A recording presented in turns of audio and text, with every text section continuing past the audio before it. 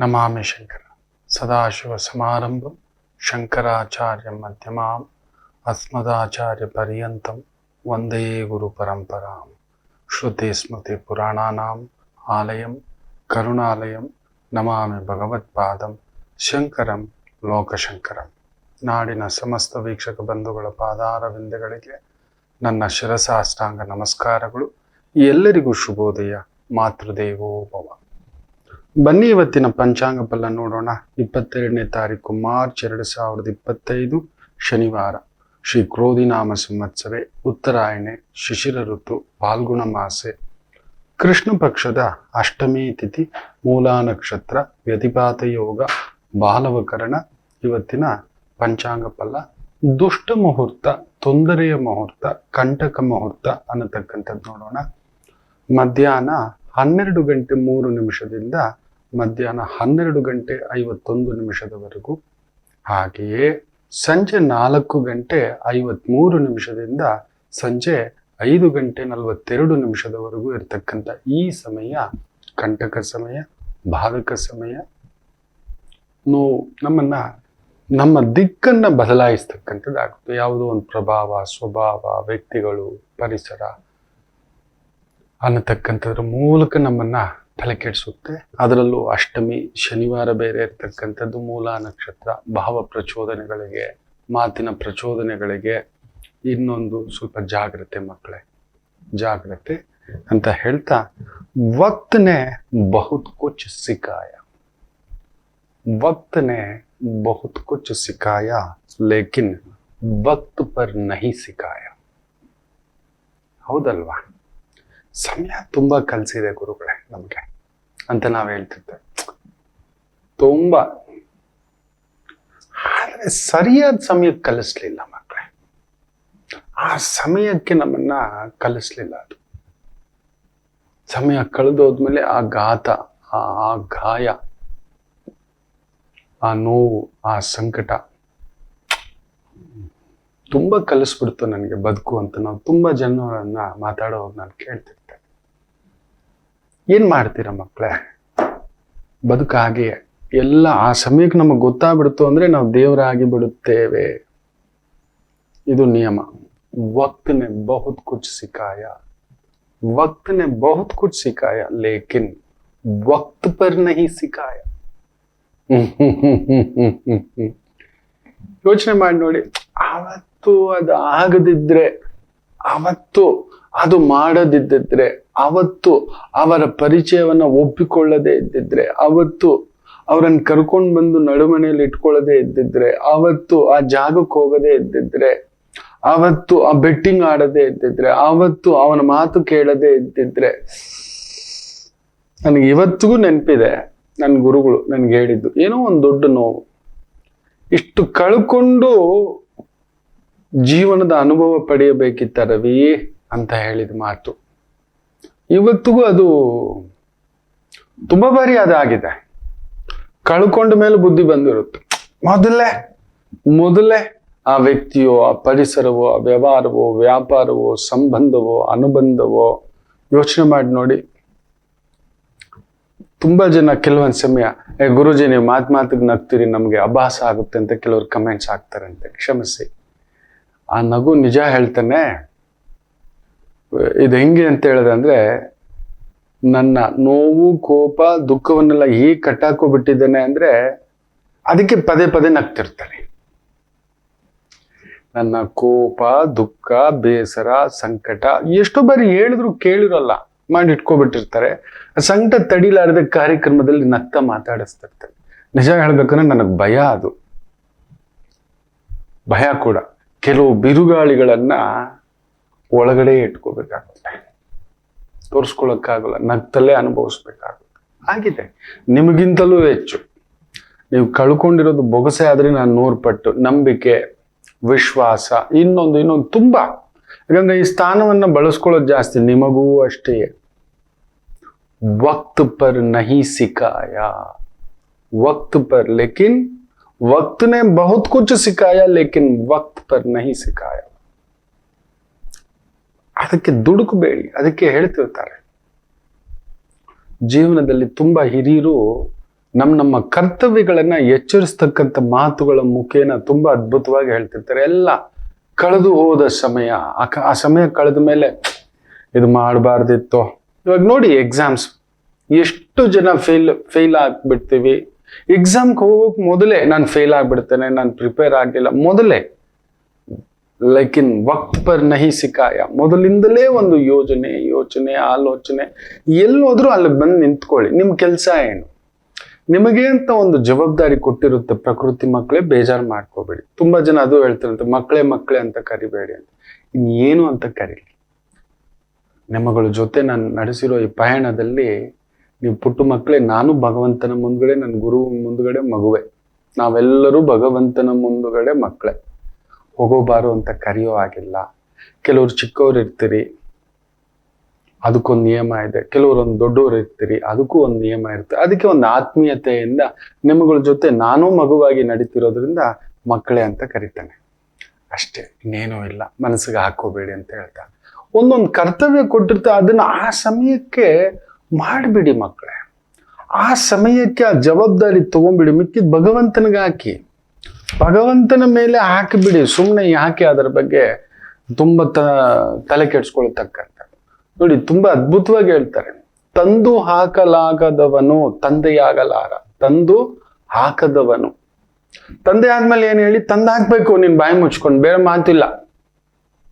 ನನ್ನ ಕರ್ತವ್ಯ ಅದೇ, ತಂದು ಹಾಕುವುದೇ. ಈ ಜ್ಞಾನ ಭಂಡಾರವನ್ನೆಲ್ಲ ನಿಮಗೆ ತಗೊಬಂದು ಹುಡುಕಿ ಆ ಗ್ರಹ, ಈ ಗ್ರಹ, ಕರ್ಮ ಸಿದ್ಧಾಂತ, ಫಲ ಸಿದ್ಧಾಂತ, ಗ್ರಹ ಸಿದ್ಧಾಂತ, ಈ ತರದ್ದು ಪೌರಾಣಿಕ ತಗೊಬಂದು ನಿಮಗೆ ಕೊಡ್ತಲೇ ಇರಬೇಕು. ನಾನು ಎಕ್ಸ್ಕ್ಯೂಸ್ ಹೇಳೋ ಆಗಿಲ್ಲ. ಒಂದು ತಂದೆಯಾದ ಮೇಲೆ, ಮನೆಯ ತಂದೆಯಾದ ಮೇಲೆ, ಮಕ್ಕಳಿಗೆ ತಂದೆಯಾದ ಮೇಲೆ, ದೊರೆಯಾದ ಮೇಲೆ ತಂದು ಹಾಕ್ಬೇಕು. ಸಾಲ ಮಾಡಾದ್ರೂ ತಂದು ಹಾಕ್ಬೇಕು. No more questions. ನಾನು ಕಷ್ಟಪಟ್ಟೆ, ನನ್ ಭಾರ ಹೊತ್ತದೆ, ನನ್ ಕೈಲಾಗಲ್ಲ, ಅವೆಲ್ಲ ಇಲ್ಲ. ಅವನಾಗಾದ್ರೆ ತಂದೆನೇ ಅಲ್ಲ, ಬಿಟ್ಟೆದ್ದೋಗ್ಬಿಡಿ. ಅಷ್ಟೇ ಹೇಳ್ತವೆ. ಬೇಜಾರು ಮಾಡ್ಕೋಬೇಡಿ ಮಕ್ಕಳೇ. You are unfit to be a father. ತಂದು ಹಾಕಲಾರದವನು ತಂದೆಯಾಗಲಾರ. ಅವ್ನು ಮಾಡ್ಲೇಬೇಕು, ತಂದು ಹಾಕ್ಬೇಕು. ಅವ್ನು ನೋವಾಗುತ್ತೆ ಗುರುಗಳು. ಮತ್ತ್ಯಾಕೆ ತಂದೆ ಆದೆ, ಮತ್ತ್ಯಾಕೆ ಅಪ್ಪ ಆದೆ? ಪಶುಗಳು ಕೂಡ ನೋಡಿ, ಪಶು ಅನ್ನೋದು, ಅದಕ್ಕೆ ನಾಯಿಗಳು ರಸ್ತೆನಲ್ಲಿ ಏನೋ ಒಂದು ಮೇಟಿಂಗ್ ಟೈಮ್ ಬರುತ್ತೆ ಅದಕ್ಕೂ ಪಾಪ. ಪ್ರಕೃತಿ ನಿಯಮ. ನಮಗೆ 24 ಗಂಟೆ ಅಂದ್ರೆ ಅದಕ್ಕೊಂದು ಸಮಯ, ಅದಕ್ಕೊಂದು ಋತುಮಾನ ಬರುತ್ತೆ. ವಸಂತ ಕಾಲ, ಚೈತ್ರ ಕಾಲ, ಈ ತರ ಒಂದೊಂದಕ್ಕೊಂದೊಂದು ಕಾಲ ಇದೆಯಲ್ಲ, ಆ ಸಮಯಕ್ಕೆ ಬರುತ್ತೆ, ಬೆದೆಗೆ ಬರುತ್ತೆ, ಸೇರ್ತವೆ, ಮಕ್ಕಳು ಮಾಡ್ತವೆ. ನೋಡಿ ಆ ಬೀದಿ ನಾಯಿಗಳ ಕತೆ. ಇವಾಗ ಹೆಂಗ ಆಗ್ಬಿಟ್ಟಿದೆ ಅಂದ್ರೆ, ನನ್ನ ಮನೆ ಹತ್ರ ಒಂದು 4 ನಾಯಿ ಇತ್ತು. ಅಲ್ಲಿ ತಿಂಡಿ ಹಾಕ್ತಿದ್ದೆ. ಆಫೀಸ್ ಹತ್ರನೂ ಒಂದು 4 ನಾಯಿ ಇತ್ತು, ತಿಂಡಿ ಹಾಕ್ತಿದ್ದೆ. ಇವತ್ತದು ಒಂದು 40 ಆಗ್ಬಿಟ್ಟಿದೆ. ಭಯ. ರಸ್ತೆಲಿ ಒಬ್ಬರನ್ನ ಹೋಗೋಕ್ಕೂ ಬಿಡಲ್ಲ, ಬರೋಕ್ಕೂ ಬಿಡಲ್ಲ. ಹಾಕದೇ ಇದ್ರೆ ಧರ್ಮ ಸಂಕಟ, ಹಾಕಿದ್ರೆ ಇನ್ಯಾರನ್ನ ಕಚ್ಚಿಬಿಡ್ತಾವೋ ಅನ್ನೋ ಸಂಕಟ. ತಂದೆಯಾಗಿ ನನ್ನ ಕರ್ತವ್ಯ ಏನು? ಹಾಕೋದು. ಅವುಗಳಿಗೆ ಏನೋ ಗೊತ್ತಾಗುತ್ತೆ, ಹಿಡ್ಕೊಳ್ಳಿಕ್ ಬಂದ್ರೆ ಎಲ್ಲೋ ಹೋಗಿ ಬಚ್ಚಿಟ್ಕೊಬಿಡ್ತಾರೆ. ಮಕ್ಕಳು ಹಾಕಿ ಹಾಕಿ ಹಾಕಿ ಒಂದೆರಡು ಹೆಣ್ಣು ನಾಯಿಗಳು ನೋಡಿದ್ರೆ ಸಂಕಟ ಆಗುತ್ತೆ. ಭಗವಂತ ಹಿಂಗಾಗ್ಬಿಟ್ಟಿದ್ದಾವೆ.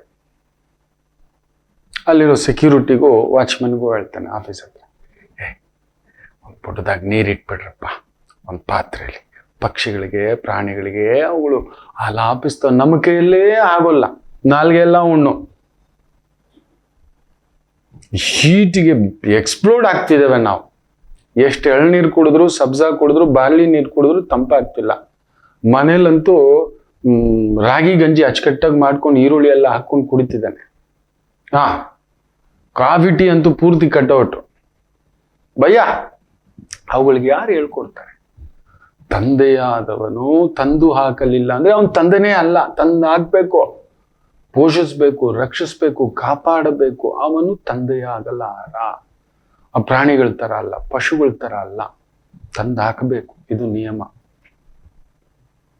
ಅದಕ್ಕೆ ಅದನ್ನೆಲ್ಲ ಹಿಂದೆ ಮುಂದೆ ನೋಡಿ, ಇವನು ನನ್ನ ಮಗಳಿಗೆ ತಂದು ಹಾಕ್ತಾನ, ಚೆನ್ನಾಗಿ ಪೋಷಿಸ್ತಾನ, ನನ್ನ ಜಾಗದಲ್ಲಿ ನಿಂತು ಅವಳನ್ನ ನೋಡ್ಕೋತಾನ, ಅವಳ ಕಣ್ಣಲ್ಲಿ ನೀರು ಬರ್ದಿದ್ದಾಗ ನೋಡ್ತಾನ, ಅವಳಿಗೊಂದು ಊಟ, ಬಟ್ಟೆ, ವ್ಯವಸ್ಥೆ ಎಲ್ಲ ತಂದು ಕೊಡ್ತಾನ ಅಂತ ಹೇಳಿಯೇ ಮದುವೆ ಮಾಡುದು. ಹೆಂಡತಿ ಮೊದಲ ಮಗಳು. ಒಂದು ಗಂಡಿಗೆ ಮೊದಲ ಮಗಳು ಯಾರು ಗೊತ್ತಾ? ಹೆಂಡತಿಯೇ. ಅವಳು ಬೇಕು ಬೇಡ ಅನ್ನೋದನ್ನ ತಂದು ಕೊಡುವು. ಫಸ್ಟು ಊಟ ಬಟ್ಟೆ. ಅಯ್ಯೋ ಬಿಡಿ, ಇನ್ನೂ ಕೆಲವರಿದ್ದಾರೆ ಬ್ರೇಕಿಂಗ್ ನ್ಯೂಸ್ಗಳು ನೋಡ್ತಿದ್ರೆ ಗುಂಡಿಗೆ ಹೊಡೆದೋದಂಗಾಗುತ್ತೆ. ಟಚ್ ಏನೋ ನೆನ್ನೆದೋ ಮೊನ್ನೆದೋ ಒಂದು ಬ್ರೇಕಿಂಗ್ ನ್ಯೂಸ್ ನೋಡ್ತಿದ್ರೆ ಅವನೋಗಿ ಕಂಪ್ಲೇಂಟ್ ಕೊಟ್ಟು, ಹೇಳಬಾರ್ದು ಅದಷ್ಟೇ, ಬೆಳಗಿನ ಕಾರ್ಯಕ್ರಮದಲ್ಲಿ ಹೇಳ್ತಿದ್ರೆ ಇಂಥವರು ಈ ಕಾಲಕ್ಕೆ ಮೊದಲು ಸತ್ಯವಂತರ ಕಾಲ ಇತ್ತು, ಇವತ್ತು ಅವನ್ ಸತ್ಯ ಹೇಳ್ತಾನಂತೋ ಅನ್ನೋ ಕಾಲ ಬಂದ್ಬಿಟ್ಟಿದೆ. ಮೊದಲು ಸತ್ಯವಂತರ ಕಾಲ ಇತ್ತು, ಇವತ್ತು ಹಂಗಲ್ಲ. ಅಬ್ಬಾ ಸತ್ಯವಂತ ಅಂತ ಅವನು ಸುಳ್ಳು ಹೇಳಲ್ವಂತೆ ಅನ್ನುವಂತ ಕಾಲ ಬಂದು ಬಿಟ್ಟಿದೆ. ಈ ಕಾಲ ಹೇಗೆ ಹೇಳೋದು ಅಂತ ಗೊತ್ತಾಗ್ತಿಲ್ಲ. ನಮ್ ಕರ್ತವ್ಯವನ್ನ ನಾವು ನಿಭಾಯಿಸ್ಬೇಕು ಮಕ್ಕಳೇ. ಅಲ್ಲಿ ನಿಂತಾಗ वक्त ने बहुत कुछ सिखाया लेकिन वक्त पर नहीं सिखाया. ತಂದೆ ಸ್ಥಾನ ಕಳ್ಕೊಂಡ್ಮೇಲೆ ಅಳು ಅಂತ ಅಳ್ತಾ ಇಲ್ಲ ಮಕ್ಕಳೇ, ಇಲ್ಲ. ತಂದೆ ಆದವನು ಹೆಂಡತಿ ಜೊತೆ ಜಗಳ, ರೈಟ್. ನಿಮಗ್ ಬೇರೆ ಯಾವುದೋ ವ್ಯವಸ್ಥೆಯಲ್ಲಿ ಒಂದು ನೋವು, ರೈಟ್, ಅದು ಬೇರೆ. ಅಪ್ಪ ಆದ್ಮೇಲೆ ಮಕ್ಕಳಿಗೆ ತಂದಾಕ್ಬೇಕು. ಹೆಂಡತಿ ಜೊತೆ ಜಗಳ ಆಯ್ತಾನೆ, ಬಾಯಿ ಮುಚ್ಕೊಂಡು ಹೋಗಿ ಇನ್ನೊಂದು ರೂಮಲ್ಲಿ ಮಲ್ಕೊಳ್ಳಿ, ಹಾಲಲ್ಲಿ ಮಲ್ಕೊಳ್ಳಿ, ಹೋಗಿ ಜಗಲಿಲ್ ಮಲ್ಕೊಳ್ಳಿ. ಹೆಂಡತಿ ಜೊತೆ ಜಗಳ, ಮಕ್ಕಳ ಜೊತೆ ಅಲ್ವಲ್ಲ. ಆ ಜವಾಬ್ದಾರಿ ಕಳ್ಕೊ ಅಂದ್ರ, ತಂದಾಕ್ಬೇಡ ಅಂದ್ರ. ತಪ್ಪು, ಮಹಾ ತಪ್ಪು, ಮಹಾಪಾಪ ಅದು. ನನಗೂ ಇವ್ರಿಗೆ ಇದೇನು ಹೆಂಗೆ ಅಂದ್ರೆ, ಎತ್ತಿಗೆ ಜ್ವರ ಬಂದ್ರೆ ಎಮ್ಮೆಗೆ ಇಂಜೆಕ್ಷನ್ ಬರೆ ಇಟ್ರಂತೆ, ಇಂಜೆಕ್ಷನ್ ಹಾಕಿದ್ರೆ ಹಂಗಿರುತ್ತೆ. ನನಗೂ ನಿನಗೂ ಜಗಳ, ಮಕ್ಳನ್ನ ಬೀದಿಗೆ ಹಾಕ್ಬಿಡೋದು, ಡೈವರ್ಸ್ ಕೊಟ್ಬಿಡೋದು, ಆ ಒಂದು ಜವಾಬ್ದಾರಿ ತಗೊಳ್ಳಲ್ಲ, ಕಾಂಪನ್ಸೇಷನ್ ಕೊಡಲ್ಲ, ಏನೇನೋ ಮಾತಾಡ್ತಾರೆ. ಕೆಲವು ಹೆಣ್ಣು ಮಕ್ಕಳು ಹಾಗೆ ಬಿಟ್ಟು ಹೋಗ್ಬಿಡ. ಮಾಡಿ ಹಾಕದವಳು ಮಾತೆಯಾಗಲಾರಳು ಅಂತ ಹೇಳ್ತಾರೆ. ಅಮ್ಮ ಆದವಳು ಏನ್ ಗೊತ್ತಾ, ಮಕ್ಕಳನ್ನ ಜೋಪಾನ ಮಾಡೋದು, ಉಣಬಡಿಸೋದು, ನೋಡ್ಕೊಳ್ಳೋದು, ಕೇರ್ ತಗೊಳ್ಳೋದು. ಗಂಡ ಕೂಡ ಮೊದಲ ಮಗು ಆಕೆಗೆ. ಅಮ್ಮ ಅದು ಮಾತಾ ಸಮನ್ನಾಸ್ತಿ ಪೋಷಣ, ಪತ್ನಿ ಸಮನ್ನಾಸ್ತಿ ಕುಪೋಷಣ ಅಂತ ಹೇಳ್ತಾರೆ. ಅಮ್ಮನ ಹಾಗೆ, ಅಮ್ಮನಿಗಿಂತ ಚೆನ್ನಾಗಿ ನೋಡ್ಕೊಳ್ಳೋದು. ಜಗತ್ತಿನಲ್ಲಿ ನಾವು 3 ಜನರ ಹತ್ರ ಮಾತ್ರವೇ ನಗ್ನರಾಗ್ತೇವೆ ಮಕ್ಕಳೇ, ನಂಬ್ತೀರಾ? 3 ಜನರ ಬಳಿ ನಾವು ನಗ್ನರಾಗಿರ್ತೇವೆ. ಒಂದು, ನಾವು ಹುಟ್ಟಿದಾಗ ಅಮ್ಮನ ಹತ್ರ, ಬೆಳೆಯೋವರೆಗೂ. ಬೆಳೆದ ಮೇಲೂ ಒಂದು ವಯಸ್ಸು ಬಂದ ಮೇಲೆ 2ನೇ ಮಾತೆ ನಮ್ಮ ಧರ್ಮಪತ್ನಿ. 3ನೇದು ಡಾಕ್ಟರ್ ಹತ್ರ. ಹೌದು, ಒಂದು ತಾಯಿ ಅವಳು ಅಮ್ಮ ಆಗ್ಬಿಡ್ತಾಳೆ. ಅಮ್ಮ ಆದ ಮೇಲೆ ಬೇರೆ ಮಾತಿಲ್ಲ, ಬೇರೆ ಆಸೆಗಳಿಲ್ಲ, ಆಕಾಂಕ್ಷೆಗಳಿಲ್ಲ. ಇದ್ರೂ ಅಮ್ಮಕ್ಕಿಟ್ಟುಕೊಳ್ಳಬೇಕು, ಇದು ನಿಯಮ. ಅಮ್ಮ ಅಂದ ಮೇಲೆ ಜಗತ್ತನ್ನು ಮರೆತು ಬಿಡಬೇಕು. ತನ್ನ ಗಂಡ, ತನ್ನ ಪ್ರೀತಿ, ತನ್ನ ಕಾಮ, ತನ್ನ ಆಸೆ, ತನ್ನ ಕೋರಿಕೆ, ಮುಗಿದೋಯ್ತು. ಅಮ್ಮ ಅದು ಮಕ್ಕಳು ಇವು ನನ್ನ ಗಂಡ ಅಲ್ಲ ಅದು ಬರೋದು, ದುಡಿದು ಬರೋ ಯಜಮಾನ ಬರ್ತಾನೆ, ಅವನಿಗೊಂದು ಹೊಟ್ಟೆ ತಂಪು ಮಾಡಬೇಕು. ಅಲ್ಲೊಂದು ನೀರು, ಇನ್ನೊಂದು ತಿಂಡಿಯೋ, ಇನ್ನೊಂದು. ಮಕ್ಕಳು ಬರ್ತಾರೆ, ಅವ್ರನ್ನ ಪೋಷಿಸೋದು, ರಕ್ಷೋದು, ಕಾಪಾಡೋದು. ಮಾಡಿ ಹಾಕದವಳು, ಪೋಷಿಸದವಳು ಮಾತೆಯಾಗಲಾರಳು. ಹೋಟೆಲ್ ಮೇ ಖಾನಾ, ಛತ್ತರ್ ಮೇ ಸೋನಾ, ಅಭಿ ಆಗಿ ಬಟನ್ ಒತ್ತಿದ್ರೆ ತಿಂಡಿ. ಅದಲ್ಲವೇ ಅಲ್ಲ, ಖಂಡಿತ ಅಲ್ಲ. ಬಟನ್ ಒತ್ತಿ ತಿಂಡಿ ತರಿಸ್ತಕ್ಕಂಥ ತಾಯಿ ಅಲ್ಲವೇ ಅಲ್ಲ ಅದು. ಮಕ್ಕಳಿಗಿಂಥದ್ದೇ, ಯಜಮಾನರಿಗಿಂಥದ್ದೇ, ಹಿರಿಯರಿಗಿಂಥದ್ದೇ ಅಚ್ಚುಕಟ್ಟಾಗಿ. ನಮಗೇನೋ ಇಷ್ಟ ಅಲ್ಲ, ಅವರಿಗಿಷ್ಟದಲ್ಲೇ ನಮಗಿಷ್ಟವನ್ನು ಸೇರಿಸಿ. ಅದಕ್ಕೆ ಮಾತಾ ಸಮನ್ನಾಸ್ತಿ ಪೋಷಣ ಅಂತ ಹೇಳ್ತಾರೆ. ಅಮ್ಮನಾಗೆ ಜಗತ್ತಿನಲ್ಲಿ ಪೋಷಿಸುವವಳು ಇನ್ಯಾರೂ ಇಲ್ಲ. ನನ್ನ ಮಗು, ನನ್ನ ಗಂಡ, ನನ್ನ ಮನೆ, ನನ್ನ ಕುಟುಂಬ. ಒಂದು ತಾಯಿ ಅಂತ ಹೇಳ್ತಿದ್ದಾಗೆ ಭಗವಂತ ಕೂಡ ನೆನಪಿಟ್ಟುಕೊಳ್ಳಿ, ಶಿವ ಪಾರ್ವತಿ ಕೂಡ ಮಧ್ಯದಲ್ಲಿ ಬರುವುದಿಲ್ಲ. ಹೀಗೆ ತಡ್ಕೊಂಡು ಒಂದು ತಾಯಿ ಬರ್ತಿದೆ ಅಂದ್ರೆ ಶಿವ ಕೂಡ ಪಕ್ಕಕ್ಕೆ ಜರುಗುತ್ತಾನೆ. ಒಂದು ತಾಯಿ ಬರ್ತದೆ, ತುಂಬು ಗರ್ಭಿಣಿ. ಅದಕ್ಕೆ ನನ್ನ ಸಂಸ್ಥೆಯಲ್ಲಿ ಗರ್ಭಿಣಿ ಸ್ತ್ರೀಯರು ಬಂದ್ರೆ ಜಾತಕ ಹೇಳೋಲ್ಲ, ಭಯ. ಬ್ರಹ್ಮನಿದ್ದಾನೆ ಹೊಟ್ಟೆಯಲ್ಲಿ ಅಂತ ತುಂಬಾ ಭಯ ನನಗೆ. ಬ್ರಹ್ಮನಿದ್ದಾನೆ, ಬ್ರಹ್ಮಂ ಜ್ಞಾನ ಭಂಡಾರಂ ಸಿದ್ಧಿ ಭಂಡಾರಂ. ಯಾವ ಮಹಾಪುರುಷ ಹುಟ್ಟಲಿದ್ದಾನೋ, ನಾನು ಯಾಕೆ ಗಾಬರಿ? ಇರ್ತವೆ ಅವರವ್ರ ಭಯಗಳು, ಆತಂಕಗಳು, ಕೆಲವೊಂದು ಗೊತ್ತಿಲ್ಲದೆ ಬಂದ್ಬಿಡ್ತಾರೆ. ಗರ್ಭಾವಸ್ಥೆಯಲ್ಲಿ ಮನೆ ಕಟ್ಟೋ ಹಾಗಿಲ್ಲ, ಇದೆಲ್ಲ ನಿಯಮಗಳಿದೆ. ಏನೋ ವ್ಯವಹಾರ ಮಾಡೋ ಹಾಗಿಲ್ಲ, ಏನೂ ಮಾಡೋ ಹಾಗಿಲ್ಲ. ಅಮ್ಮ ಅಮ್ಮ ಅಮ್ಮ ಅವನಿಗೊಂದು ವಿಷ್ಣು ಪುರಾಣ, ಗುರು ಪುರಾಣ, ಶಿವಪುರಾಣ ಇದನ್ನೆಲ್ಲ ಹೇಳ್ತಾ ಕುತ್ಕೋಬೇಕು. ಹೊಟ್ಟೆಲಿರುವಾಗ್ಲೇ ಪರಮ ಭಾಗವತೋತ್ತಮ ಹುಟ್ಟಬೇಕು ಅಂದ್ರೆ ಗರ್ಭ ಸಂಸ್ಕಾರವೂ ಗೊತ್ತಿಲ್ಲ, ಗರ್ಭಧಾನವೂ ಗೊತ್ತಿಲ್ಲ, ಪುಂಸವನವೂ ಗೊತ್ತಿಲ್ಲ. ಗರ್ಭಾವಸ್ಥೆಯಲ್ಲಿ ಆ ಶಿಶುವನ್ನ ಮಹಾಪುರುಷನನ್ನಾಗಿ ಜನನವಾಗಿ ನಾವು ಭೂಮಿಗೆ ಎಳಿಬಹುದು ಅನ್ನೋದು ಗೊತ್ತಿಲ್ಲ. ಹುಟ್ಟಿದ ಮೇಲೆ ಮಾಡ್ಬೋದು ಅನ್ಕೋತಾರೆ. ಇಲ್ಲದಿದ್ರೆ ಪ್ರಹ್ಲಾದ್ರೆ ಹೇಗೆ ಹುಟ್ಟಿದ್ರು, ಧ್ರುವ ಚಕ್ರವರ್ತಿ ಹೇಗೆ ಹುಟ್ಟಿದ್ರು, ಸುನೀತಿಯ ಮಗನಾಗಿ, ಸುಮ್ಮನೆ ಅಲ್ಲ. ಇದೆಲ್ಲ ಲೆಕ್ಕಗಳಿದ್ದಾವೆ ಮಕ್ಕಳೇ, ಇವೆಲ್ಲವೂ ಲೆಕ್ಕಗಳಿದ್ದಾವೆ. ಮೂರನೇದು ಹೇಳ್ತಾರೆ, ಮರ್ಮ ಅರಿಯದವಳು ಮಡದಿಯಲ್ಲ ಅಂತ ಹೇಳ್ತಾರೆ. ಎಲ್ಲ ಆದ್ಮೇಲೆ ಕೂತ್ಕೊಂಡ್ ಹತ್ರೆ ಗಂಡನ ಮರ್ಮ, ಮನೆಯ ಮರ್ಮ, ಕುಟುಂಬದ ಮರ್ಮ, ಮಕ್ಕಳ ಮರ್ಮ ಅಂದ್ರೆ ಅಲ್ಲಿ ಏನ್ ಆಗ್ತಿದೆ ಅನ್ನೋದನ್ನ ತಿಳ್ಕೊಳ್ಳತಕ್ಕಂಥವಳು ಮಡದಿ.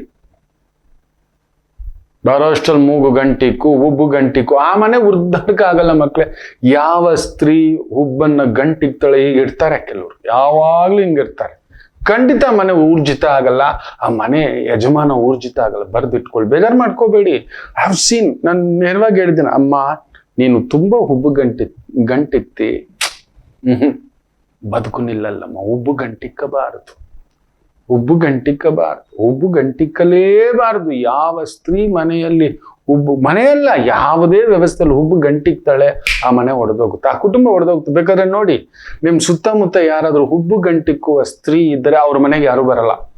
ಅಕ್ಕ, ತಂಗಿ, ನಾದ್ನಿ, ಅತ್ತಿಗೆ, ಯಾರು ಕೊಯ್ನೆಯ ಹೆಂಗೆ ಉಬ್ಬು ಸದಾ ಗಂಟಿಕ್ಕ ಹಿಂಗೆ. ಅದೇನದು ಆ ಮುಖ ಹಂಗಿಟ್ಕೊಂಡಿರ್ತಾಳೆ, ಒಳ್ಳೆ ಹಾಗಲಕಾಯಿ ಗೊಜ್ಜು ತಿಂದಂಗೆ, ಇಲ್ಲ ಹರಳೆಣ್ಣೆ ಕುಡ್ದಾಗೆ ಅನ್ನತಕ್ಕಂಥದ್ದು ಮಾತಾಡ್ತೇವೆ.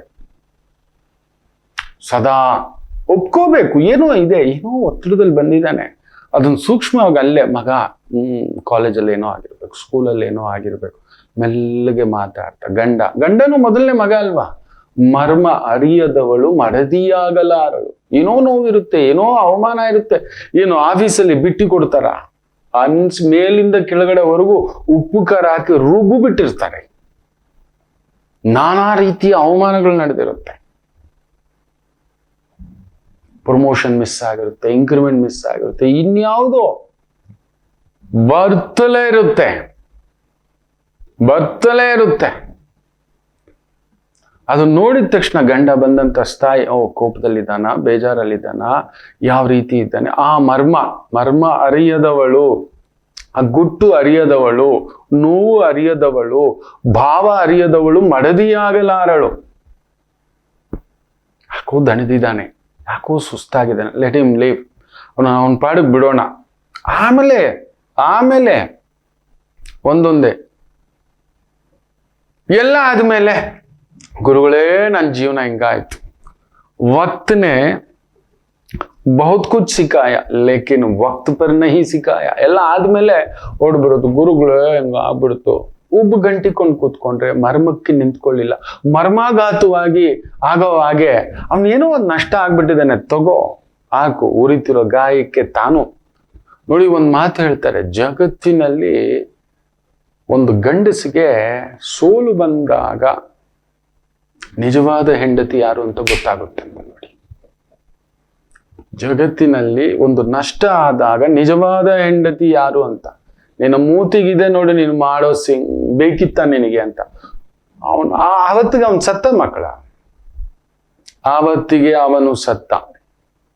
ನೋಡಿ, ಹೆಣ್ಣಿಗೆ ಅಳಲಿಕ್ಕೆ 1000 ಕಾರಣಗಳಿರುತ್ತೆ, ಗಂಡು ಸಾಮಾನ್ಯವಾಗಿ ಅಳುವುದಿಲ್ಲ.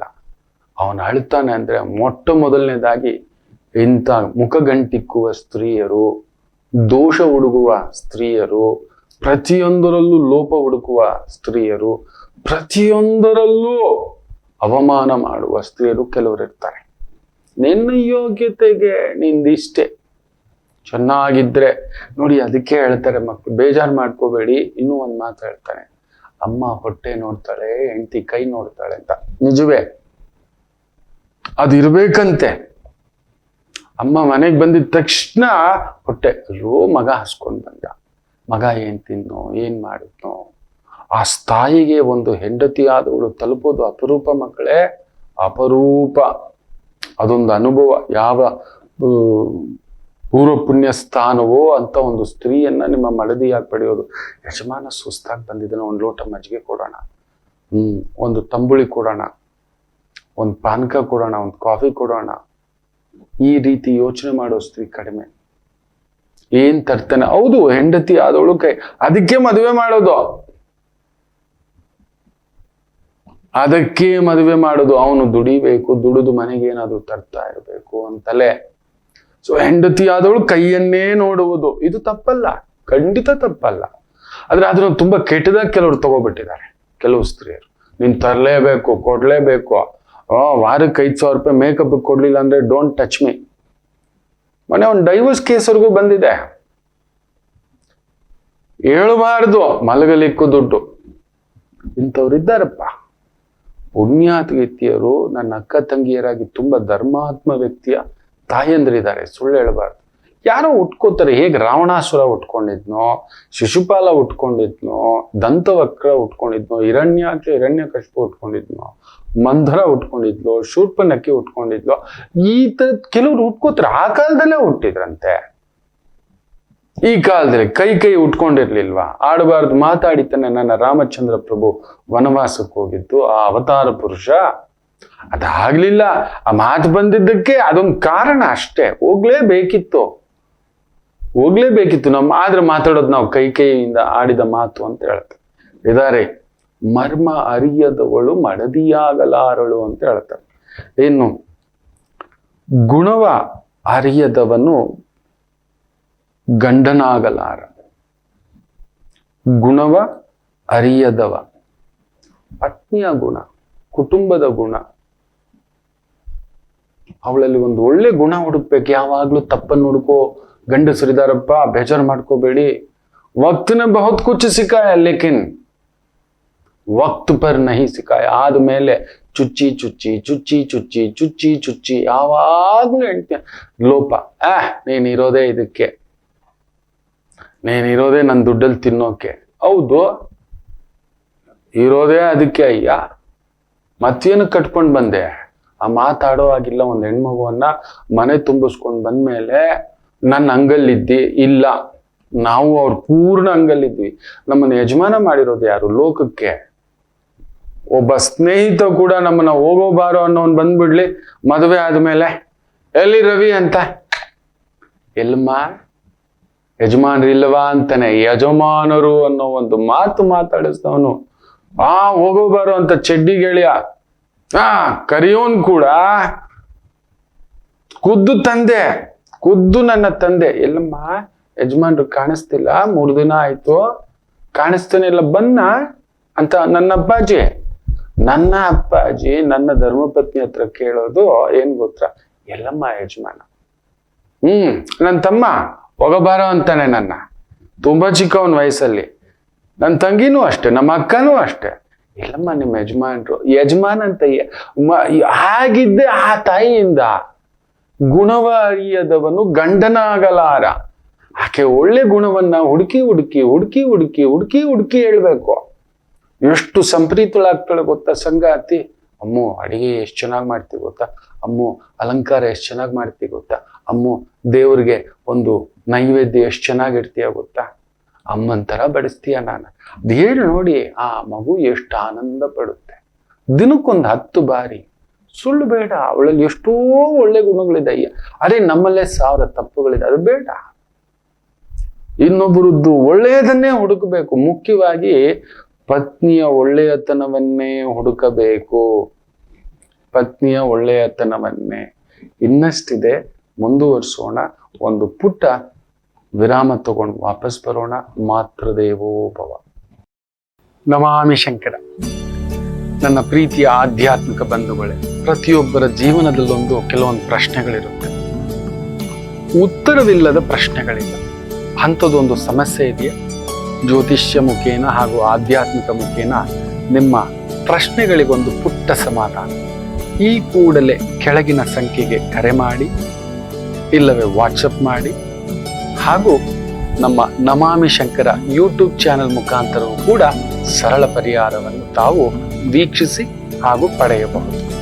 ನಮಾಮಿ ಶಂಕರ, ನಮಾಮಿ ಶಂಕರ. ಹೌದು ಮಕ್ಕಳೇ, ಪತ್ನಿಯ ಒಳ್ಳೆಯ ಗುಣಗಳನ್ನ ಹುಡುಕ್ಬೇಕು. ಆಕೆ ಮಾಡೋದು, ಸೇವೆ ಮಾಡೋದು, ಅದನ್ನ ಪದೇ ಪದೇ ಹೇಳ್ಬೇಕು. ಅವಳ ಒಂದು ಎಷ್ಟು ಆನಂದ ಪಟ್ಬಿಡ್ತಾಳೆ ಅಂದ್ರೆ ಅದನ್ನ ಹೆಚ್ಚು ಮಾಡುವ ಹಾಗೆ ಮಾಡ್ಬೇಕು.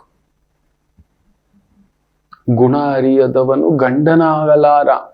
ಬರೀ ಕೆಟ್ಟದ್ದೇ ಹುಡ್ಕೋದು. ನೀನು ಡುಮ್ಮಿ, ನೀನು ಸಣ್ಣಿ, ನೀನ್ ಹಂಗೆ, ನೀನ್ ಹಿಂಗೆ, ನೀನ್ ಅದೇ, ಈ ತರ ಹೇಳ್ತಿದ್ರೆ ಯಾವ ಸ್ತ್ರೀ ಹೆಂಡತಿ ಆಗಿರ್ತಾಳೆ?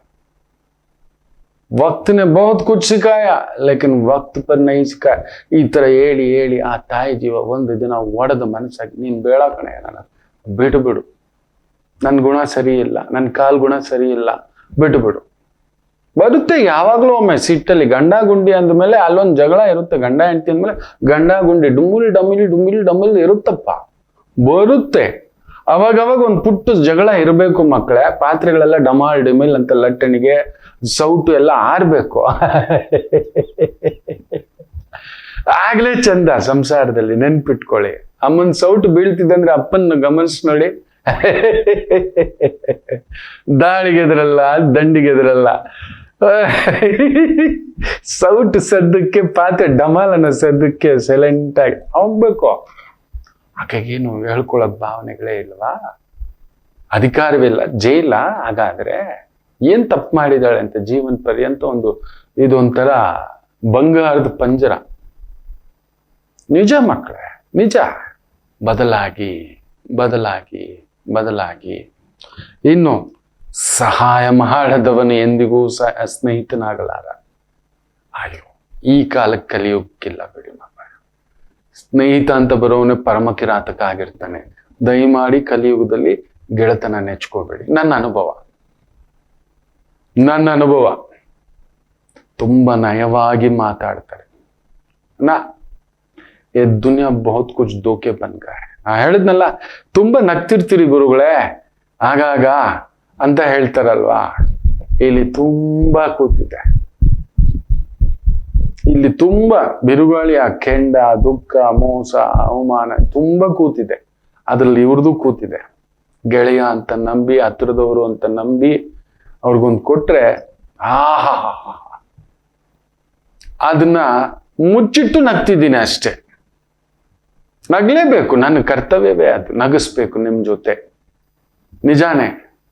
ಕಲಿಯುಗದಲ್ಲಿ ಮಾತ್ರ ಈ ಒಂದ್ ಮಾತು, ಸಹಾಯ ಮಾಡದವನ, ಅರೆ ಅಬ್ಬ ನೀನ್ ಸಹಾಯ ಮಾಡ್ಲಿಲ್ಲ ಅಂದ್ರೂ ಪರವಾಗಿಲ್ಲ, ಕುತ್ತಿಗೆ ಕೂಯ್ದಿದ್ರೆ ಸಾಕು, ವಿಶ್ವಾಸ ದ್ರೋಹ ಮಾಡದಿದ್ರೆ ಸಾಕು, ಜೊತೆಲಿದ್ದೆ. ನಂಬಿಕೆ ದ್ರೋಹ, ಮನೆಗೆ ಬೆಂಕಿ ಹಚ್ಚತಕ್ಕಂಥವ್ರು, ಅಯ್ಯೋ ರಾಮಚಂದ್ರ, ಬೇಡವೇ ಬೇಡ, ಗೆಳತನವೇ ಬೇಡ. ಈ ಕಲಿಯುಗಕ್ಕೆ ನಿಮ್ದೆಲ್ಲ ಹೇಳ್ಕೊಳಕ್ ಹೋಗ್ಬೇಡಿ, ನಿಮ್ದೆಲ್ಲ ತೋರ್ಸ್ಕೊಳಕ್ ಹೋಗ್ಬೇಡಿ, ನಿಮ್ದೆಲ್ಲ ಕೊಡ್ಲಿಕ್ಕೆ ಹೋಗ್ಬೇಡಿ, ನಿಮ್ದೆಲ್ಲ ಮಾತಾಡ್ಲಿಕ್ಕೆ ಹೋಗ್ಬೇಡಿ. ಖಂಡಿತ ಇಲ್ಲ, ನಾನು ಇದ್ರ ಮೇಲೆ ಜಾಸ್ತಿ. ವಕ್ತ್ ನೇ ಬಹುತ್ ಕುಚ್ ಸಿಕ್ಕಾಯ ಲೇಕಿನ್ ವಕ್ತ್ ಪರ್ ನಹೀ ಸಿಕ್ಕಾಯ. ಸಮಯ ತುಂಬಾ ಕಲಿಸಿದೆ ಗುರುಗಳೇ, ಆದ್ರೆ ಆ ಸಮಯ ಕಲಿಸ್ಲಿಲ್ವೇ, ತಿಳಿಸ್ಕೊಡ್ಲಿಲ್ವೇ ಅಂತೀವಿ ನಾವು. ಅವತ್ತು ಇವನಿಂತ ಒಂದು ನಂಬಿಕೆ ದ್ರೋಹಿ ಅಂತ. ಇವತ್ತಿಗೂ ನೆನಪಿದೆ, ಒಬ್ಬ ಗೆಳೆಯ ಸುಮಾರು 1-2 ವರ್ಷ ಹೊರಗಡೆ ಇದ್ದೆ. ವಾಪಸ್ ಬರೋ ಸಮಯ ಕೆಲ್ಸದ್ದು ನಾನು ಬೆಂಗಳೂರಿಗೆ. ನಾನು ಒಬ್ನೇ ಇದ್ದೀನಿ, ನನ್ಗೆ ಯಾರೂ ಇಲ್ಲ ಅಂತ ಹೇಳಿದೆ ಗೆಳೆಯ. ಸರಿ, ನಿನಗೆ ಮದುವೆ ಆಗೋವರೆಗೂ ಜೊತೆಲಿ ಇರ್ತೀನೋ ಅಂತ. ಮದುವೆ ಮಾತುಕತೆ ಆದ್ಮೇಲೆ ಅವನ್ನ ಬಿಟ್ಟು ಎಂತ ಅವ್ನು ನೋವು ಕೊಟ್ಟಿದ್ದ ಅಂದ್ರೆ ಮರೀಲಾರದ ಗಾಯ ಕೊಟ್ಟಿದ್ದಾನೆ. ಆ ಥರದ್ದು 1000 ಸಾವಿರಾರು, ಇಷ್ಟೇ ಹೇಳಬಲ್ಲೆ. ನಮಗೆ ಇಷ್ಟ ಆಗ್ಲಿಲ್ವಾ, ಎದ್ದು ಹೋಗ್ಬಿಡೋಣ. ಆ ವ್ಯಕ್ತಿಯೋ, ಆ ವಿಶ್ವಾಸವೋ, ಆ ನಂಬಿಕೆಯೋ, ಆ ಗೆಳತನವೋ, ಆ ಆಲಿಂಗನವೋ, ಅನುಬಂಧವೋ, ಬಾಂಧವ್ಯವೋ ನಮಗಿಷ್ಟ ಇಲ್ಲ ಮಕ್ಕಳು, ಎದ್ದು ಹೋಗ್ಬಿಡೋಣ. ಬಟ್ ಈ ತರ ನಂಬಿಕೆ ಎದ್ದು ಚುಚ್ಚಿ ಮನೆ ಹೊಡೆದು, ಮನೆತನ ಹೊಡೆದು, ಕುಟುಂಬ ಹೊಡೆದು, ಬದುಕು ಹೊಡೆದು, ಇವತ್ತು ಎಲ್ಲಿ ನೋಡಿದ್ರು ಅದೇ, ಎಲ್ಲಿ ನೋಡಿದ್ರು ಏನು ಬೇಡ. ಇಲ್ಲ ಬಿಡಿ ಗುರುಗಳೇ, ಅಷ್ಟು ಮೋಸ ಆಗಿದೆ. ನೀವು ನಮ್ಮನ್ನ ಆಳ್ತಿರ್ತಕ್ಕಂಥ ದೊರೆಗಳು, ದೊರೆ ಮಟ್ಟದ ವ್ಯಕ್ತಿಗಳನ್ನ ನೋಡಿ. ಈ ಪಕ್ಷದಿಂದ ಈ ಪಕ್ಷ, ಈ ಪಕ್ಷದಿಂದ ಈ ಪಕ್ಷ, ಅದರಲ್ಲೇ ಅರ್ಥ ಮಾಡ್ಕೊಳ್ಳಿ. ಯಾವಾಗ ಶತ್ರುಗಳಾಗ್ತಾರೆ ಅಂತ ಗೊತ್ತಿಲ್ಲ, ಯಾವಾಗ ಮಿತ್ರರೇ. ಮೊನ್ನೆ ಕೂಡ ನಾನು ಹೇಳ್ತಿದ್ದೆ, ಒಂಥರ ವಿಚಿತ್ರವಾದಂಥದ್ದನ್ನ ಮಾಡ್ತಾರೆ ವ್ಯಕ್ತಿಗಳ ಭಾವಗಳು ಅಂತ. ಒಂದು ಯಾರ ಮೇಲೇನೋ ಹನಿ ಟ್ರ್ಯಾಪ್ ಸಿಕ್ಕಾಬಟ್ಟೆ ಪ್ರಯತ್ನ ಮಾಡಿದ್ದಾರೆ. ತುಮಕೂರು ಮೂಲದ ರಾಜಕಾರಣಿ ಅನ್ನತಕ್ಕಂಥದ್ದು ಯಾರು ಮಾಡ್ಲಿಕ್ಕೆ ಸಾಧ್ಯ? ತಿಳಿದಿರೋನೆ, ಗೊತ್ತಿರೋನೆ, ಜೊತೆಲಿರೋನೆ, ಅವನ ವೀಕ್ನೆಸ್ ತಿಳ್ಕೊಂಡವನೆ. ಎಸ್, DCM ಸಾಹೇಬ್ರೆ ಅವ್ರನ್ನ ಕದಲ್ಸೋಕಾಗುತ್ತಾ? ಗಾಬರಿಯಿಂದ ಹೇಳ್ತಾರೆ 800 ಕೋಟಿಯ ಈ ಒಂದು ಕಸ ವಿಲೇವಾರಿದ್ದು ಬೆದರಿಕೆ. ಬಂಡೆ ಅದು ಸಾಮಾನ್ಯದ್ದ. ಮೇಷಲಗ್ನ ನೆನಪಿಟ್ಟುಕೊಳ್ಳಿ. ಅಬ್ಬಬ್ಬಾ, ಅವರೇ ಹೇಳ್ತಾರೆ. ಅಂಥದನ್ನ ಯೋಚನೆ ಮಾಡಿ. ಎಲ್ಲಿಯ ಸ್ನೇಹಿತರು? ಕಲಿಯುಗಕ್ಕೆ ಅದನ್ನ ಮರ್ತು ಬಿಡಿ ಮಕ್ಕಳೇ. ಮನೆಗಾಗದವನು ಮಗನಾಗಲಾರ. ನನ್ನಮ್ಮ, ನನ್ನಪ್ಪ, ನನ್ನ ಕುಟುಂಬ ಅನ್ನತಕ್ಕಂಥದ್ದಕ್ಕೆ ನಿಲ್ಲಲಿಲ್ಲ. ಅವನ ಮಗನೇ ಅಲ್ಲ ಮಕ್ಕಳೇ. ನಾವು ನಂಬಲ್ಲ. ನಮ್ಮ ಮನೆತನದಲ್ಲೇ, ನಮ್ಮ ಕುಟುಂಬದಲ್ಲೇ ಹೇಳೇಬಿಟ್ಟೆ, ಅವನ ಮಗ ಅಲ್ಲ ಕಣೆ ಪುಟ್ತಾಯಿ. ಯಾವತ್ತಾದ್ರೂ ಅವನು ಮನೆಗಾಗಿದ್ದಾನ? ಮೆಲ್ಲಗ್ ಬರ್ತಾನೆ. ಅವನ ಕಾರ್ಯ ಆಗುವಾಗ ಮಾತ್ರ ಕಾಲು ಹಿಡಿತಾನೆ, ಕೈ ಹಿಡಿತಾನೆ, ಏನು ಬೇಕಾದ್ರೂ ಮಾಡ್ತಾನೆ. ಮನೆಗೆ ಅಂತ ನಿಲ್ಲಬೇಕು ಮಕ್ಕಳೇ ಮಗ ಅಂದವನು. ಅವನ ಎರಡನೇ ಅಪ್ಪ. ತಂದು ಹಾಕಲಾರದವನು ತಂದೆಯಾಗಲಾರ ಅಂತ ಹೇಗೆ ಹೇಳ್ತಾರೋ, ಮನೆಗಾಗದವನು ಮಗನಾಗಲಾರ.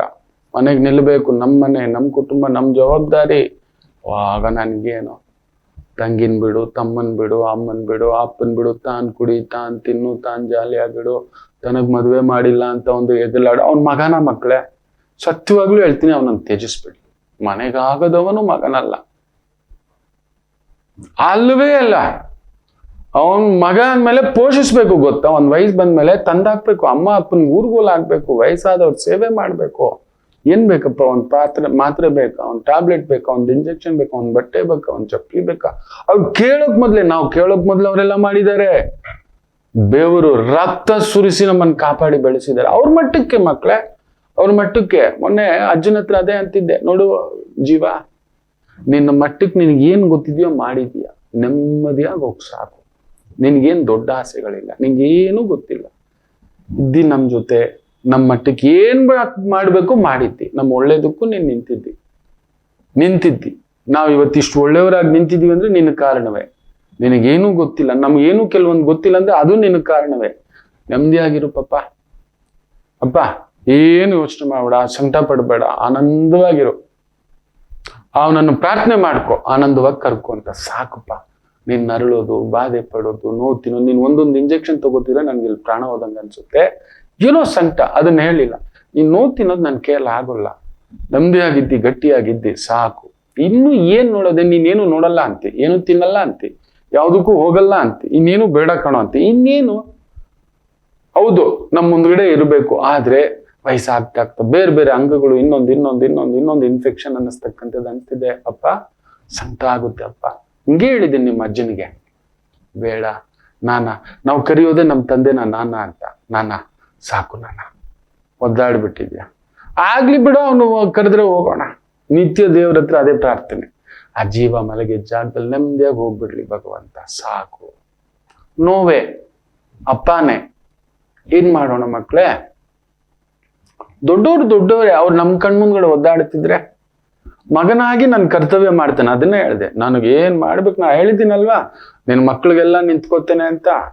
ನನ್ನ ಪ್ರಾಣ ಹೋದ್ರು ನಿನ್ ಸೊಸೆ ನಿಂತ್ಕೋತಾಳೆ. ಅದ್ರ ಬಗ್ಗೆ ಯೋಚನೆ ಮಾಡಬೇಡ.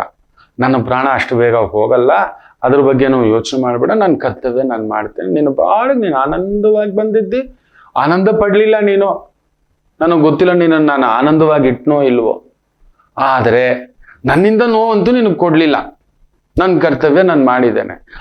ಆನಂದವಾಗಿ ಎಷ್ಟಾಗುತ್ತೋ ಅಷ್ಟಿನೂ ಸಣ್ಣದಾಗಿ ಓಡಾಡು, ಭಗವಂತನ ಪ್ರಾರ್ಥನೆ ಮಾಡ್ಕೊಂಡು ಆನಂದವಾಗಿ ಒಂದು ಗುರು ಚರಿತೆ, ಭಗವದ್ಗೀತೆ ಚರಿತೆ, ನಿಂಗೆ ಯಾವ್ದು ಇಷ್ಟನೋ ಅದು ಆನಂದವಾಗಿ. ಏನು ಇಷ್ಟ ಇಲ್ಲ,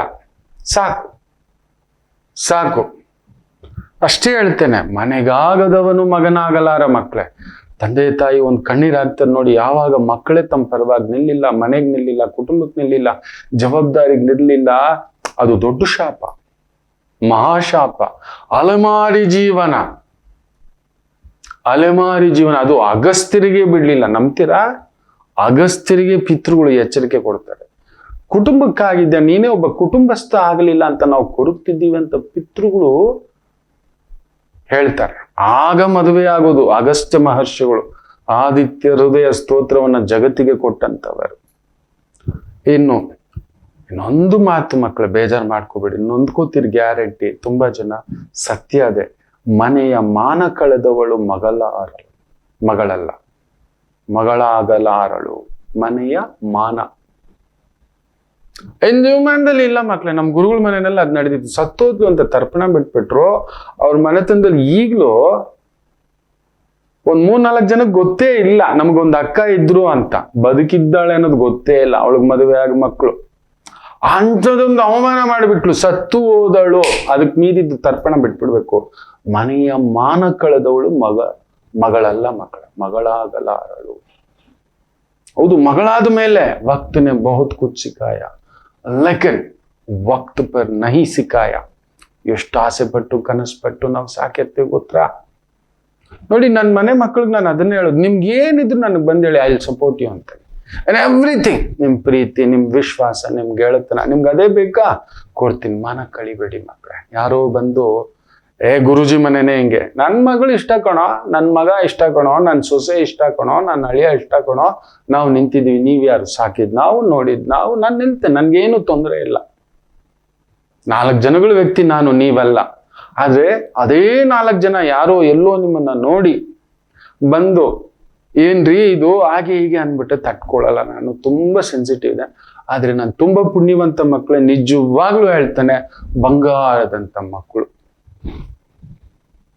ನಾನು ಎಲ್ಲದರಲ್ಲೂ ನಾನು ತುಂಬಾ ಪುಣ್ಯವಂತ. ನಾ ಹೇಳ್ತಾನಲ್ವಾ, ಬಂಗಾರದಂತ ಮಕ್ಕಳು. ನೀವು ಕೂಡ ನನ್ನನ್ನು ಪ್ರೀತಿಸ್ತೀರಿ, ತುಂಬಾ ಪ್ರೀತಿಸೋ ಮಕ್ಕಳಿದೆ, ತುಂಬಾ ಆರಾಧಿಸೋ ಮಕ್ಕಳಿದೆ, ತುಂಬಾ ನಾನು ಹೇಳಲಾರದ ಒಂದು ಸಂತೃಪ್ತಿ, ಆನಂದವಿದೆ ಮಕ್ಕಳೇ. ನಿಜ ಹೇಳ್ತಾನೆ, ಮನೆಯ ಮಾನ ಕಳೆದವಳು ಮಗಳಾಗಲಾರಳು. ಇನ್ಯಾವತ್ತಿಗೂ ಕ್ಷಮಿಸ್ಬೇಡಿ ಮಕ್ಕಳು. ಅಷ್ಟು ಕಷ್ಟಪಟ್ಟು ಹೊತ್ತು ಹೆತ್ತು ಬೆಳೆಸಿ, ಹೌದು,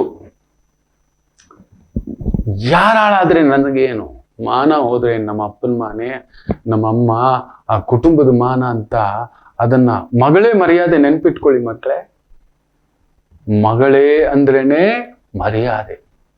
ಎಂತ ಮನೆತನಪ್ಪ, ಆ ಮನೆತನದಿಂದ ತಂದಿರೋ ಮಗಳಪ್ಪ ಇದು ಅಂತ ಅದು ಕಣೋ ಅನ್ಬೇಕು. ಮನೆ ಮಾನ ಕಳೆದು ಬಿಟ್ಟು ಈಗ ಬಂದ್ಬಿಟ್ಟು ಮಗು ಎತ್ಕೊಂಡು ಇನ್ನೊಂದು ಕತೆ ಕಟ್ಕೊಂಡು ಬಂದ್ರೆ ಖಂಡಿತ ಕ್ಷಮಿಸ್ಬೇಡಿ ಮಕ್ಕಳೇ. ನಿಜವೇ, ಅವತ್ತೇ ಹೇಳಿ. ಈಗೇನ್ ನಾವು ಬದಲಾಗಿದ್ದೀವಿ, ನಿಮ್ಮ ಒಂದು ಪ್ರೀತಿ ವಿಶ್ವಾಸಕ್ಕೆ ನಾವು ಬದಲಾಗಿದ್ದೀವಿ. ಒಪ್ಸಿ ನಿಂತ್ಕೊಳ್ಳಿ. ನಿಮ್ಮ ಪ್ರೀತಿ ಮೇಲೆ ನಿಮ್ಗೆ ನಂಬಿಕೆ ಇಲ್ವಾ? ಆ ರೀತಿ ಒದ್ಕೊಂಡು ಹೋಗ್ಬೇಕಾ? ಮರ್ಯಾದೆ ಕಳೆದು ಆಮೇಲೆ ಮರ್ಯಾದೆ ತರ್ತಾನೆ ಅನ್ನತಕ್ಕಂಥದ್ದು. ಬದುಕಿರೋದು ಒಂದು 4 ದಿನ, 4 ದಿನದಲ್ಲಿ 4 ಜನದ ಜೊತೆ. ಇದನ್ನ ಹಿರಿಯರು ಹೇಳಿರ್ತಕ್ಕಂಥದ್ದು. ವಕ್ತನೆ ಬಹುತ್ ಕುಚ್ ಸಿಕಾಯ ಲೇಕಿನ್ ವಕ್ತ್ ಪರ್ ನಹಿ ಸಿಕಾಯ. ಸಮಯ ತುಂಬಾ ಕಲಿಸ್ತು ಗುರುಗಳೇ, ಆದ್ರೆ ಸಮಯಕ್ಕೆ ಕಲಿಸ್ಲಿಲ್ಲ ಗುರುಗಳೇ, ಆ ಸಮಯಕ್ಕೆ ಕಲಿಸ್ಲಿಲ್ಲ ಅನ್ನತಕ್ಕಂಥದ್ದು ಎಷ್ಟೋ ಜನ ಹೇಳ್ತಿರ್ತೀನಿ ನೋಡಿ. ಇಷ್ಟರಲ್ಲೂ ಅಷ್ಟು ಇದೆ. ಹೌದೋ ಅಲ್ವೋ? ಎಷ್ಟು ಜನ ಕಮೆಂಟ್ಸ್ ಹಾಕ್ತೀರಿ, ಖಂಡಿತ ಕಾಯ್ತಿರ್ತಾನೆ, ಬೇಜಾರು ಮಾಡ್ಕೋಬೇಡಿ. ಹೌದು, ಕೆಲವ್ರಿಗೆ ಅದು ಗಾಯಗಳಾಗಿರ್ತವೆ, ಕೆಲವ್ರು ಒಪ್ಪಲ್ಲ. ಎಲ್ಲರೂ ಒಪ್ಪಬೇಕು ಅಂತ ಏನೂ ಇಲ್ಲ. ನಾನು ಹೇಳಿದ್ದೆಲ್ಲ ನೀವು ಒಪ್ಪಬೇಕು, ಖಂಡಿತ ಇಲ್ಲ. You are welcome to comment, but make sure don't hurt somebody's feelings. ಇಷ್ಟವಿಲ್ಲವಾ? ಬೇರೆ ಏನೂ ಹಾಕ್ಬೇಡಿ, ದಯಮಾಡಿ ಕ್ಷಮಿಸಿ ಅಂತ ಹೇಳ್ತಾ ಬನ್ನಿ ಈ ಒಂದು ದಿನದ ಶನಿವಾರದ ಪಂಚಾಂಗ ನೋಡ್ಬಿಡೋಣ. ಮೂಲ ನಕ್ಷತ್ರ, ಮೇಷರಾಶಿ. ಚಂದ್ರ ಕೇತು ಸಾರದಲ್ಲಿದ್ದು, ಆ ಕೇತು ವಿಶೇಷವಾಗಿ 6ನೇ ಮನೆಯಲ್ಲಿದ್ದು, ಸೂರ್ಯನ ಸಾರದಲ್ಲಿದ್ದು, ಸೂರ್ಯ 12ನೇ ಮನೆಯಲ್ಲಿದ್ದಾನೆ.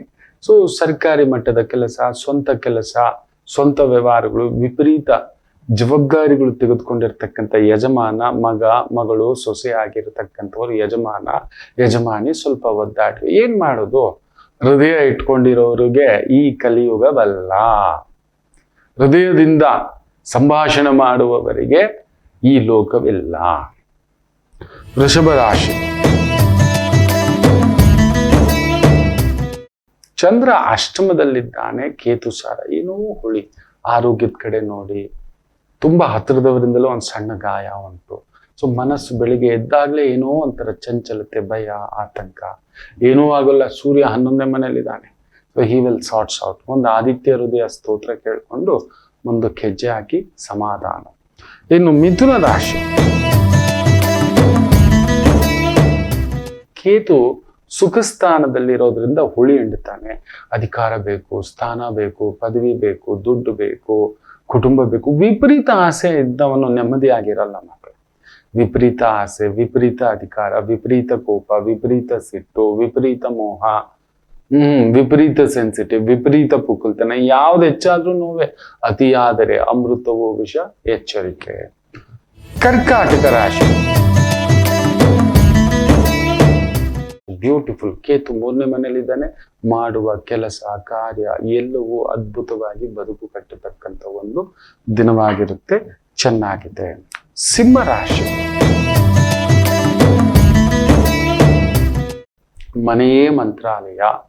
ಸ್ವಲ್ಪ ಮನೆಯ ವಿಚಾರದಲ್ಲಿ ಎಲ್ಲೋ ಒಂದು ಸಣ್ಣ ಹಿಂದೇಟು, ಇಲ್ಲ ವ್ಯವಹಾರ ಉದ್ಯೋಗದಲ್ಲಿ ಎಲ್ಲೋ ಒಂದು ಸಣ್ಣ ಹುಳಿ, ಏನೋ ಒಂದು ನೋವು ಹುಡುಕಿ ಬರುತ್ತೆ. ಗಣಪತಿ ಆರಾಧನೆ ಮಾಡಿ ಹೆಜ್ಜೆ ಇಡಿ. ಈ ಒಂದು ಧರ್ಮ ಸಂಸ್ಥೆಗಳು, ವಿದ್ಯಾಸಂಸ್ಥೆಗಳು, ಇವುಗಳಲ್ಲಿ ವೃತ್ತಿ ಉದ್ಯೋಗ ಅನುಕೂಲ ಸಿಂಧು. ಕನ್ಯಾ ರಾಶಿ, ಕೇತು ನಿಮ್ಮ ಮನೇಲೇ ಇದ್ದಾನೆ. ಹುಳ ಬಿಡೋದು ಜಾಸ್ತಿ, ತಲೆ ಕೆಡ್ಸೋದು ಜಾಸ್ತಿ. ಮನೆ ಬಗ್ಗೆ, ವೃತ್ತಿ ಬಗ್ಗೆ, ವ್ಯವಹಾರದ ಬಗ್ಗೆ. ದುರ್ಗಾ ಪೂಜೆ ಮಾಡ್ಕೊಳ್ಳಿ, ಸಮಾಧಾನ. ದುಡುಕಿನ ವ್ಯವಹಾರಗಳು ಯಾವುದು ಬೇಡ, ನಿಧಾನ ಮಾಡಿ. ಒಂಟಿಯಾಗಿರಬೇಡಿ, ಕೀಪ್ ಯೋರ್ ಸೆಲ್ಫ್ ಬಿಸಿ.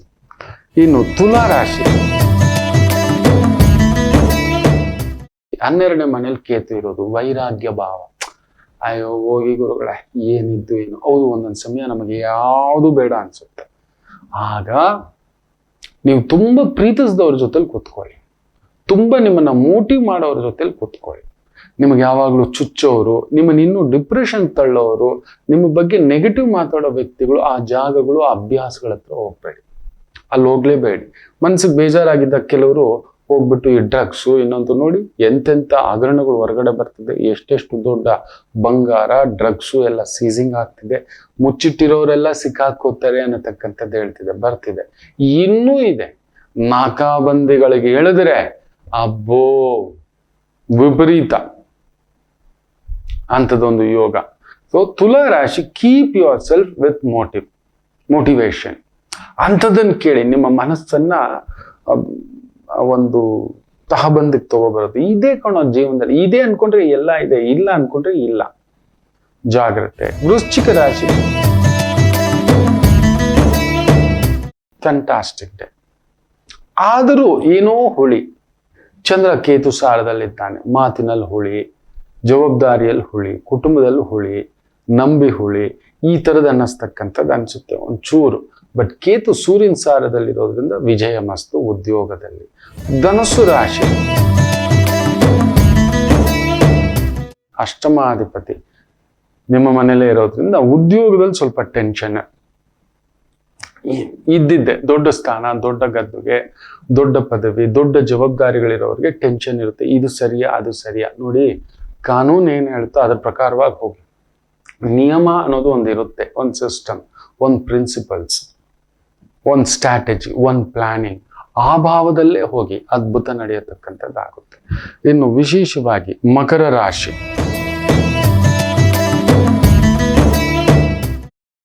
ಚಂದ್ರ 12ನೇ ಮನೆ, ಕೇತು ಭಾಗ್ಯದಲ್ಲಿ, ಸಪ್ತಮಾಧಿಪತಿ 12ನೇ ಮನೆ.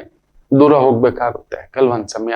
ತುಂಬಾ ನಂಬಿದವರಿಂದ ನಾವು ದೂರ ಇಲ್ಲ ನಂಬಿಕೆಯ ಒಂದು ಪ್ರಶ್ನೆ ಎಲ್ಲಿ ಬರುತ್ತೆ ಇವತ್ತು. ನಾ ಹೇಳದ್ನಲ್ಲ, ಕಷ್ಟಕ್ಕಾಗದವನು ಸ್ನೇಹಿತನ ಆಗಲಾರ, ಸಹಾಯ ಮಾಡದವನು. ಅರೆ ಇವತ್ತು ಸಹಾಯದ ಹೆಸರಲ್ಲಿ ಬಂದು ಟೋಪಿ ಹಾಕೋದೆ. ಸೊ ಯಾರಾದ್ರೂ ನಿಮ್ಮನ್ನ ಪ್ರಚೋದನೆ ಮಾಡ್ತಾರೆ. ಆ ವ್ಯವಹಾರ, ಈ ವ್ಯವಹಾರ, ಅದು ಮಾಡೋಣ, ಇದು ಮಾಡೋಣ. ಜಾಗ್ರತೆ. ಹಿರಿಯರಿದ್ರೆ ಅವರ ಆರೋಗ್ಯ ನೋಡ್ಬೋದು. ಕುಂಭರಾಶಿ, ಮನಸ್ಸು ಘಾಸಿ ಆಗ್ತಕ್ಕಂಥದ್ದಾಗುತ್ತೆ. ಆಕಸ್ಮಿಕ ದೈವ ದರ್ಶನ, ಗುರು ದರ್ಶನ, ಜ್ಞಾನ ದರ್ಶನ, ಏನೂ ವಿಘ್ನಗಳು ಆಗಬೇಕಾದಂಥ ಕೆಲಸ ಕಾರ್ಯಗಳಿಗೆ ಗಣಪತಿ ಅನುಷ್ಠಾನ ಮಾಡ್ಕೊಳ್ಳಿ. ಒಮ್ಮೆ ಆಯ್ತು ಅಂದ್ರೆ ಹತ್ತಿರದಲ್ಲಿ ಯಾವುದಾದ್ರೂ ಗಣಪತಿ ಕ್ಷೇತ್ರ, ಯಾವುದೋ ಒಂದು ದೊಡ್ಡ ಕಾರ್ಯಕ್ಕೆ ಹೆಜ್ಜೆ ಆಗ್ತಿದ್ರಿ, ಒಂದು ಸಣ್ಣ ವಿಘ್ನ ಇರತಕ್ಕಂಥದ್ದು ಆಗ್ತಿದೆ. ವಿಳಂಬ ಆಗ್ತಿದೆ, ಬಟ್ ಗೆದ್ಕೊಂಡು ಬರ್ತೀರಿ, ಸಕ್ಸಸ್. ಇನ್ನು ಮೀನ ರಾಶಿ, ವಿಶೇಷವಾಗಿ ಚಂದ್ರ ಅದ್ಭುತವಾಗಿ ದಶಮದಲ್ಲಿ ಕುಳಿತಿದ್ದಾನೆ, ಕೇಂದ್ರದಲ್ಲಿ ಕೇತು ಕುಳಿತಿದ್ದಾನೆ, ಚೆನ್ನಾಗಿದೆ. ಎಕ್ಸ್ಪೋರ್ಟ್, ಇಂಪೋರ್ಟ್, ಮೆಡಿಸನ್, ಈ ಒಂದು ಸಮುದ್ರದಲ್ಲಿ ಸಿಗತಕ್ಕಂಥ ಮೀನು, ಸೀಗಡಿ, ಈ ಥರದರ ಒಂದು ವ್ಯಾಪಾರ, ಸಮುದ್ರದಲ್ಲಿ ಸಿಗತಕ್ಕಂಥ ವಸ್ತುಗಳು, ನವರತ್ನಗಳು, ವಜ್ರ ವೈಡೂರ್ಯಗಳು, ಹಾಲಿನ ವ್ಯಾಪಾರ, ಬೆಣ್ಣೆ, ತುಪ್ಪ, ಮೊಸರು, ಇಂತಹದರ ಒಂದು ವೃತ್ತಿ ಉದ್ಯೋಗ, ಅದ್ಭುತ ಅವಕಾಶಗಳ ಸಂಗಮ. ಎಲ್ಲರಿಗೂ ಒಳ್ಳೆಯದಾಗಲಿ. ಮಾತೃದೇವೋ ಭವ.